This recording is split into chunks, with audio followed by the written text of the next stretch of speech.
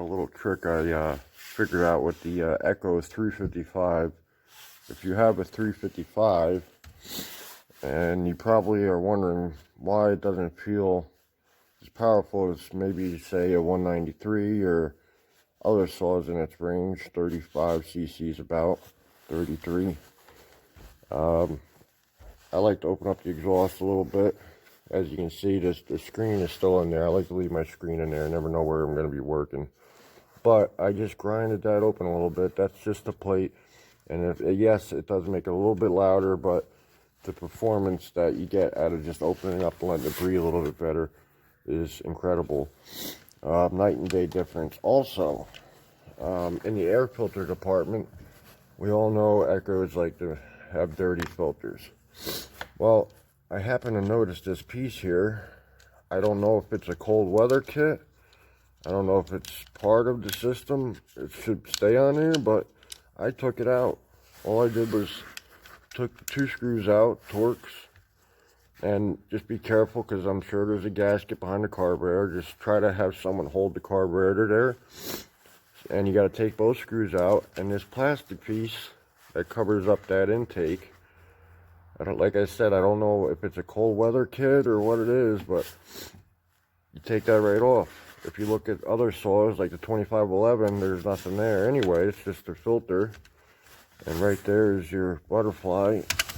That's for your choke, which on these is a little bit silly. I really like the steel setup where they got dual chokes or high idle choke. That opens the throttle, that chokes it. You got a butterfly back here, another tip for 193 owners. There's a choke back here and a choke up top. Well, I shouldn't call it a choke. I think it's called a fast idle. But don't mess with that one up there if you have a steel. Leave that one alone, cold start. Unless, I think that's for when it's flooded. I like to just choke it here. But other than that, they're great saws. And that's what I would say makes a difference with the Echo 355 versus the steel. Big difference in cutting. Cuts a lot better. Still cold-blooded, harder to start though. But other than that, it's not a bad saw. And after about a year or two, it starts to break in and run a little bit better. As for the steel 193, I like them. I have to say I really like the saw. For parts, it's been 5 years on this one, and it still starts just as good as it ever did. A little bit of exhaust modification there. And that's about it for those.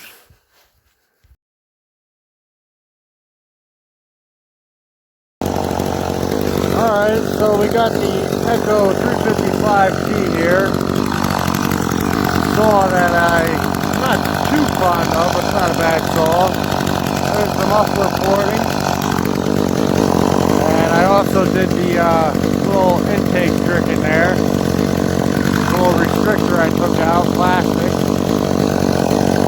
Other than that, it's stock, about a year broken. It's got a shitty bar. Opens up now,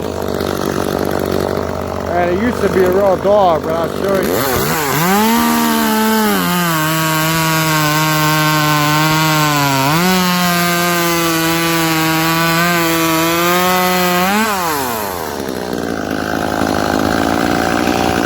About an 8-inch piece of pine, white pine. Not too bad, but definitely a lot better than it was. It used to be a real dog. Still got to work out the kinks.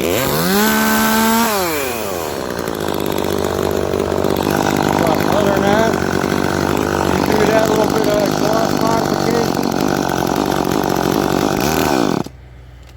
A little bit of exhaust modification, airflow, and the intake part. Let's see if I can get in here. Yeah. Hold on.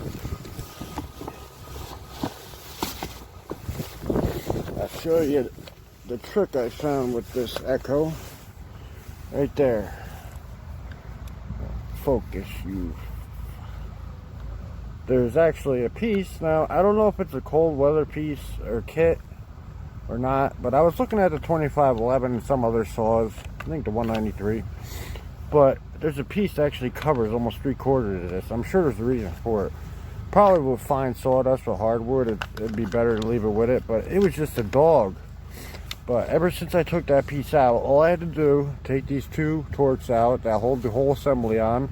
Yes, there's gaskets behind there and all that, but if you have someone hold this whole setup, take them both out, the piece comes right off, as you may have seen in the other video, and that's it. And then this is your filter. And like a typical Echo, it's probably filthy, but after you do that, it's going to run better, but it's going to run, I'd say, a little bit different.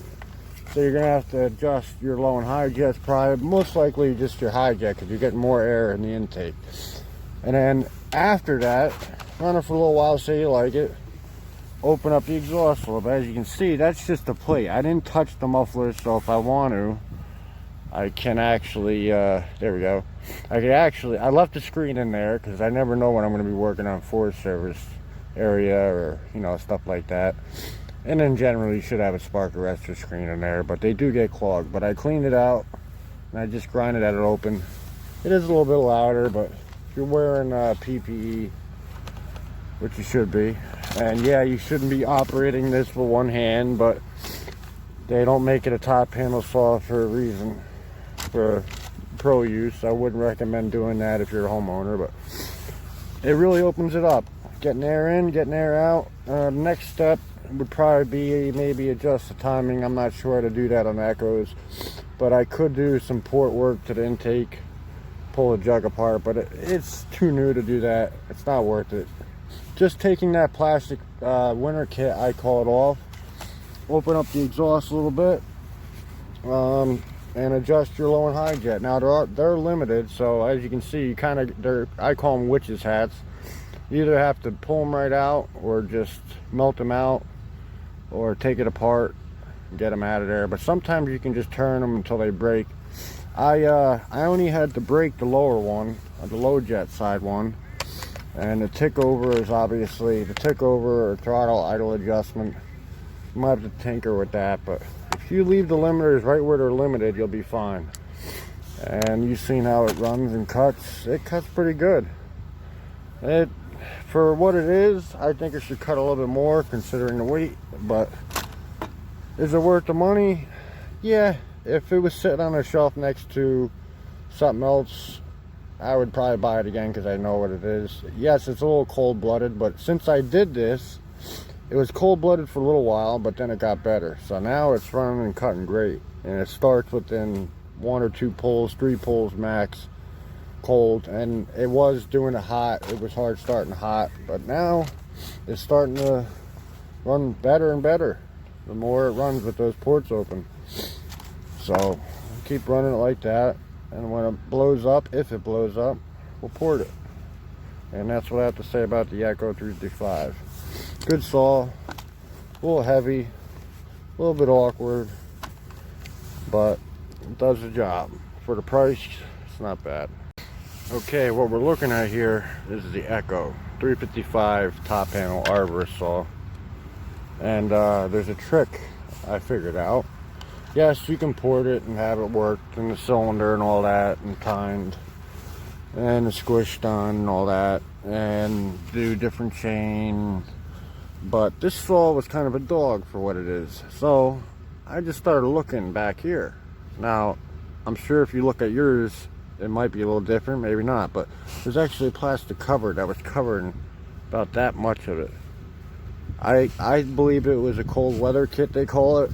I know Steel has stuff like that. I don't know if Echo does. I didn't see nothing in the manual. I didn't get a manual with this saw. It came right from the dealer, just as is. But yeah, I took that off. Take these 2 Torx out. It holds the carb and everything on. So just have someone hold it, or you can do it yourself gently. Put the screws back in, and they do go all the way through without bottoming out. And so that's when I figured, well, it must be designed like that, so you could take that cold weather piece on or off. And without it, I did have to adjust the low and high jet. This was cold-blooded from the start, these saws.